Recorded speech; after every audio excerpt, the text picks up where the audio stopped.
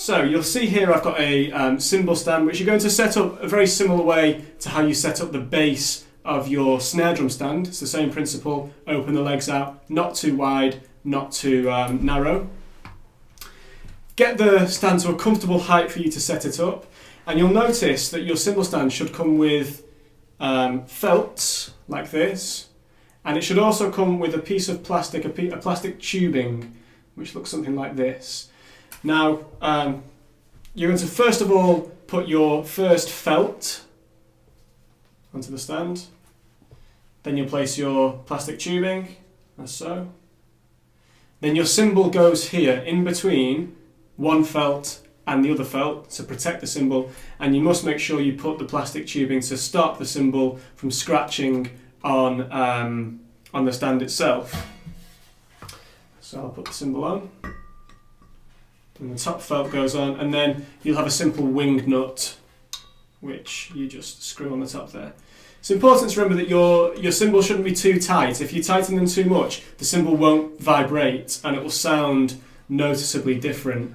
And if it's too loose, you might risk losing the wing nut. So just like anything, not too tight, not too loose, somewhere in between, but it needs to be able to resonate freely and not be restricted by the felts. Okay. If you've bought a cymbal pack, generally speaking, the hi-hats will be the smallest, the biggest will be the ride cymbal, and the cymbal in between that will be the crash cymbal. This cymbal that I have here is a China cymbal. It's slightly different to a cymbal that you'll get in a cymbal pack. If your cymbal doesn't say crash cymbal on it, the crash cymbal will be thinner than the ride cymbal, and it will sound slightly lighter and less dingy. The ride cymbal will sound more dingy, will have a more defined, sharp ping sound to it than the crash cymbal. So you'll do the same thing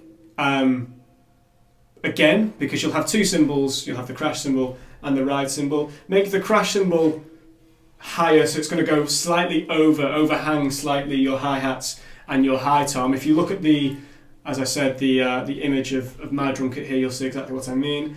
And then the ride cymbal you're going to want to be probably slightly lower than the crash cymbal because it's played in a different way. The crash cymbal is played with the shoulder of the stick, like this, and the ride cymbal is played with the tip of the stick, like this.